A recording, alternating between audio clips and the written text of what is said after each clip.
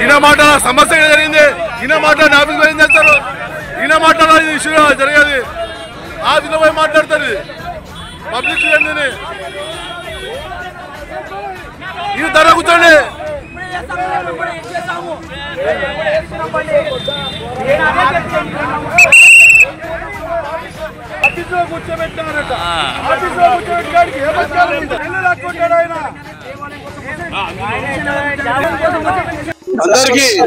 అందరికీ నమస్కారం. ఈరోజు ఇక్కడ రైల్వే స్టేషన్ రోడ్లో నాగులకట్ట అనేది ఎంతో ప్రాశస్తమైంది ఈ ఏరియాలో. అంటే ఇక్కడ నాగులకట్ట వీళ్ళ రైల్వే వాళ్ళు ఏమనుకుంటున్నారంటే నాగులకట్ట కొత్తగా వచ్చింది కాదండి, దాదాపు 100 సంవత్సరాల నుంచి ఇక్కడ నాగుల పుట్ట ఉంది, ఇక్కడ పూజలు జరుగుతున్నాయి. దాన్ని బ్యూటిఫికేషన్ చేసినారు తప్ప కొత్తగా వచ్చింది తీసుకొచ్చింది ఏం లేదు. ఎవరైనా భగవంతుడు ఇప్పుడు మనమైనా కానీ కొన్ని టెంపుల్లు రీమోడల్ చేస్తుంటాం, రీమోడల్ చేసుకుంటూ పోతుంటాం. రీమోడల్లో భాగంగా ఈరోజు నాగులకట్ట ఎన్నో వేల మంది కుటుంబాలు ఇక్కడ దైవంలో కొలిచే వాళ్ళు ఇంటి దేవుడు ఉన్నాడు, ఆయన ఎండకి ఎండుతున్నాడు, వానకి నానుతున్నాడు అనే ఉద్దేశంతో అక్కడ ఉన్నదానికి రేకులు ఆచ్ఛాదన ఏర్పాటు చేస్తున్నారు. కానీ పైన ఏం కన్స్ట్రక్షన్ చేయలేదు, ఎక్స్టెన్షన్ పోలేదు. దాన్ని రైల్వే వాళ్ళు కనీసం ఎలాంటి ఇది కూడా లేకుండా తీపిచ్చేయడం అనేది, నోటీసు ఇవ్వకుండా ఈరోజు అంత దారుణంగా దాన్ని తీపిచ్చడం అనేది సాటి ఎంప్లాయ్ నారాయణ అది మెయింటైన్ చేస్తున్నాడు. ఒక ఉద్యోగస్తుని పోలీసు వాళ్ళు ఏదో ఒక రౌడీ షీటర్ను తీసుకుపోయి స్టేషన్లో కూర్చోబెట్టడము, సెల్ ఫోన్ లాక్కోవడము ఏందండి ఇది? అంటే ఏమంత పనికిమాలలో ఎలా కనబడుతున్నామో మన హిందువులము. ఒకవైపు ప్రధానమంత్రి మోడీ మన జిల్లాకు వస్తున్నాడు, బీజేపీ నాయకుడు దేశ ప్రధాని మన జిల్లాకు వస్తున్నప్పుడు ఇది వీళ్ళు కావాలని మత విద్వేషాలను రెచ్చగొట్టడానికి రైల్వే వాళ్ళు చేస్తున్న పని ఇది. దయచేసి ఈరోజు మేము రేకులు వేయాలని చెప్పి అంటున్నాము.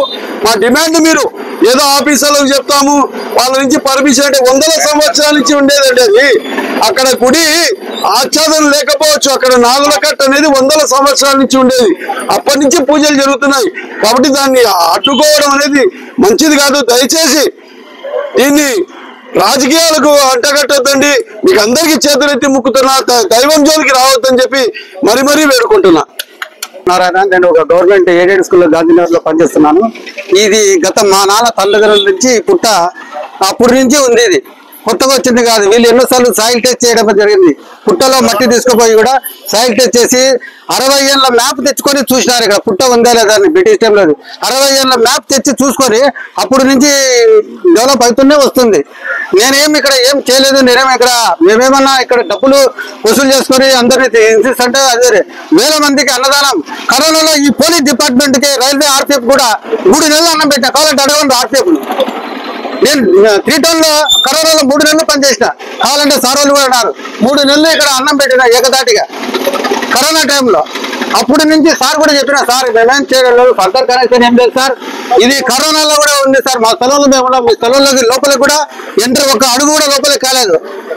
100 సంవత్సరాల నుంచి కూడా ఈరోజు రాజకీయం చేసి నన్ను నేను డ్యూటీ నుంచి వచ్చిన 12 గంటలకు వస్తే నాకు ఏమన్నాడు, రేకులు తీస్తావా తీ, లేకుంటే నేను అరెస్ట్ చేస్తాను, అది చేస్తాను, ఇది చేస్తాను అని రేకులు తీసి, లేకుంటే నేను అరెస్ట్ చేస్తాను, నోటీస్ ఇస్తాను, అది ఇస్తానని చెప్పి చాలా భయభ్రాంతులకు నన్ను గురి చేసినారు వీళ్ళు. రైల్వే ఆర్పిఎఫ్ అయితేనేమి, డిఎన్ గారు అయితేనే, ఏఎన్ గారు అయితే, ఐఓడబ్ల్యూ గారు ఇట్లా చేసి నేను డ్యూటీ నుంచి వస్తానే 12:30కు డ్యూటీ నుంచి వచ్చినా నేను వస్తానే నా సెల్ తీసుకొని నేను అరెస్ట్ చేస్తున్నాము అని వాళ్ళ జీపులో నన్ను ఎక్కించుకున్నారు.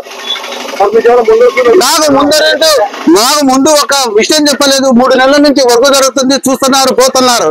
నాకు ఒక లెటర్ కానీ ఒక నోటీస్ కానీ నాకు ఒక ఆఫీస్కి పిలిపించి కూడా మాట్లాడలేదు. డిఎన్ కానీ, ఏఎన్ కానీ, ఐఓడబ్ల్యూ కానీ, పీడబ్ల్యూ గారని రైల్వే పోలీస్ వాళ్ళు కూడా నన్ను పిలిచలేదు. ఒక్క నోటీస్ కూడా ఏమి చేయలేదు. అది కాక నేను ఇక్కడ రోజు డైలీ అన్నదానం, కరోనా టైంలో కూడా అన్నదానం చేస్తున్నాను. కార్తీక మాస తెరమి, నాగుల చవితి మొత్తము దాతల సహకారమే ఉంది ఇక్కడ. నాదొక్కటేం లేదు. ఇది ఎవరైనా వచ్చినా నాదని చెప్పాలి. ఇప్పుడు కూడా ఇది సుబ్రహ్మణ్యేశ్వర స్వామి అనే పేరు పెట్టినాను, కానీ నా పేరు పెట్టినా నాకు చూడండి ఒకసారి.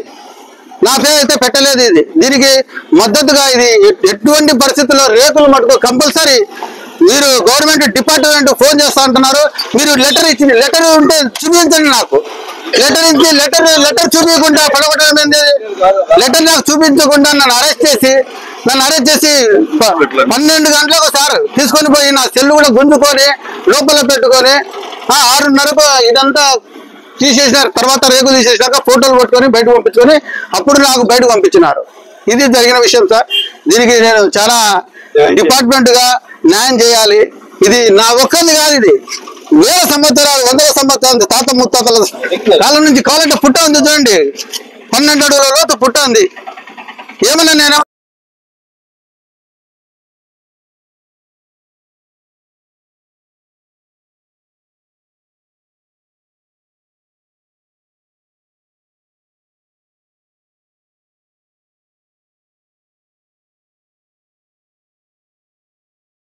పర్మిషన్ లేదు, ఇవన్నీ మాకు వద్దు. మాకు రేకులు తీసినా రేకులు వేయాలంటే మీరు ఏం చెప్పంటే అది చేస్తాం. మేము రేకులు లెటర్ ఇవ్వమంటే లెటర్ ఇస్తాం. నేను యారికి కలెక్టర్కి అంటే కలెక్టర్ ఇస్తాం, మీకు ఇస్తాం, అందరికి ఇస్తాం. లేకపోతే మాకు పర్మిషన్ లేదు ఇవన్నీ మాట చెప్పకూడదు. మాకు రేకులు వేయాలి. మీ ఇంట్లో కరెంట్ స్టాప్ లేకుండా ఉంటారా? స్టాప్ చేస్తారా? మరి ఇంట్లో స్టాప్ లేకుండా దేవుడికి ఏమే వేస్తే అట్లే ఉండాలి.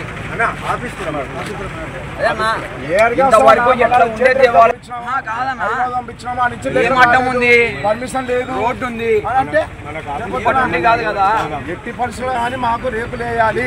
ఎటు ఉండేది అట్లే కావాలి. మాకు పర్మిషన్, దేవుడికే పర్మిషన్ అయ్యా, దేవుడికి పర్మిషన్ సార్.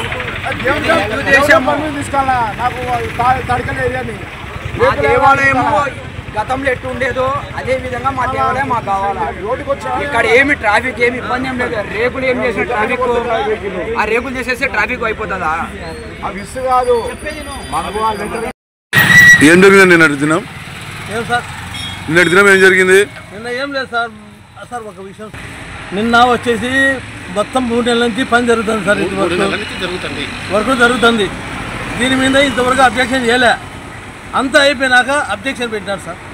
రేకులు తీయాలని చెప్పినారు సార్. ఆ రేకులు ఏమైనా ఇబ్బంది సార్ వాళ్ళకి? అంటే కేవలం హిందూ దేవీ దేవతల విగ్రహాలు ఉన్నాయి కాబట్టి తీయమని చెప్తున్నారు.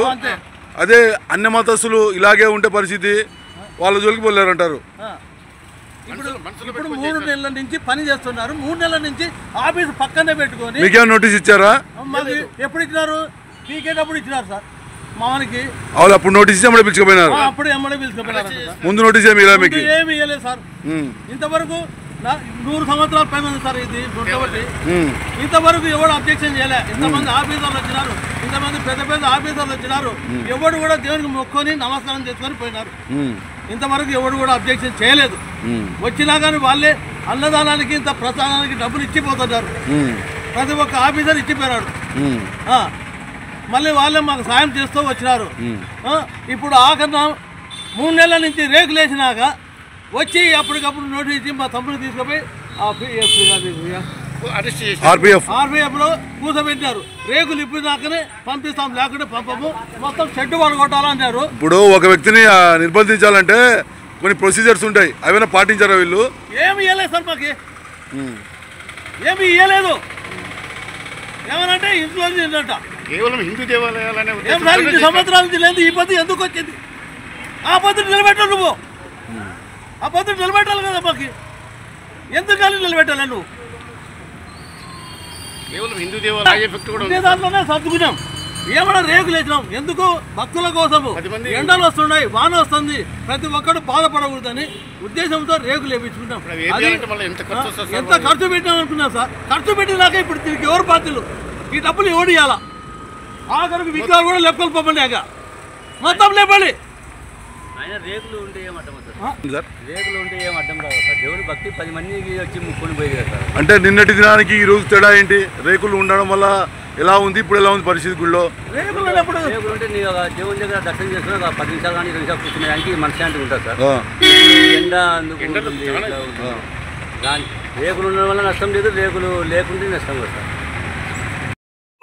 ఎండకుండా వానకు ఇబ్బంది కలగకోకుండా అని చెప్పేసి ఇక్కడ హిందువులందరూ కలిసి రేకుల షెడ్ ఏర్పాటు చేస్తే ఇక్కడ స్థానికంగా ఉండేటువంటి రైల్వే అధికారులు ఎటువంటి నోటీస్ ఇవ్వకుండా, ఎటువంటి ముందస్తు మాట చెప్పుకోకుండా ఎవరైతే మెయింటైన్ చేస్తున్నారో ఆయనను అక్రమంగా అరెస్టు చేసి స్టేషన్లో కూర్చోబెట్టి స్వామివారి పైన ఉండేటువంటి రేకుల షెడ్ తొలగించారు.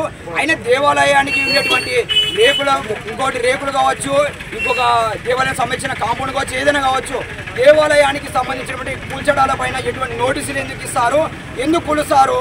ఇవన్నీ కాదు.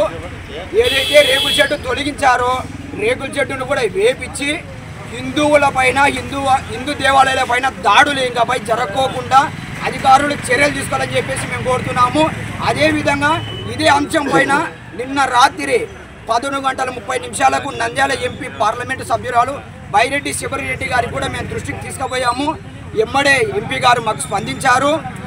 దానికి సంబంధించినటువంటి అధికారులతో మాట్లాడడం జరిగింది. మేము దానికి గుడిని ఏదైతే షెడ్డు తొలగించారో వాటికి సంబంధించి మీరు మాట్లాడండి. గుడిని కదిలించే విషయంలో ఎటువంటి ఆంక్షలు పెట్టినా కానీ మేము ముందుంటాము అని చెప్పేసి ఎంపీ గారు కూడా తెలియజేయడం జరిగింది. గుడిని కదిలించేది కాదు కదా, గుడి పైన రేకులు కూడా ఇప్పుడు మళ్ళీ ఏర్పాటు చేస్తాము. రేకుల పైన ఉండేటువంటి పెయింట్ను కూడా కదిలిలేరని చెప్పేసి సభాముఖంగా తెలియజేస్తున్నాము. అదేవిధంగా ఇప్పుడు ఏదైతే సమస్య ఉందో సమస్యను తెలుసుకొని ఇక్కడికి వచ్చినటువంటి విశ్వ పరిషత్ వాళ్లకు, అలాగే మాకు సంబంధించినటువంటి రాష్ట్రీయ ధర్మరక్షణ సభ్యులకు, అలాగే హిందూ సంఘాల నాయకులకు, హిందువులందరికీ కూడా నేను పేరు ధన్యవాదాలు తెలియజేస్తున్నాను.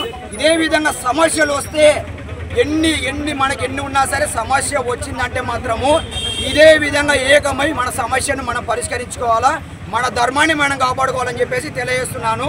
భారత్ మాతాకి జై శ్రీరామ్. లైక్ చేయండి, షేర్ చేయండి, సబ్స్క్రైబ్ చేయండి. నోటిఫికేషన్స్ కోసం బెల్ బటన్ ని ప్రెస్ చేయండి.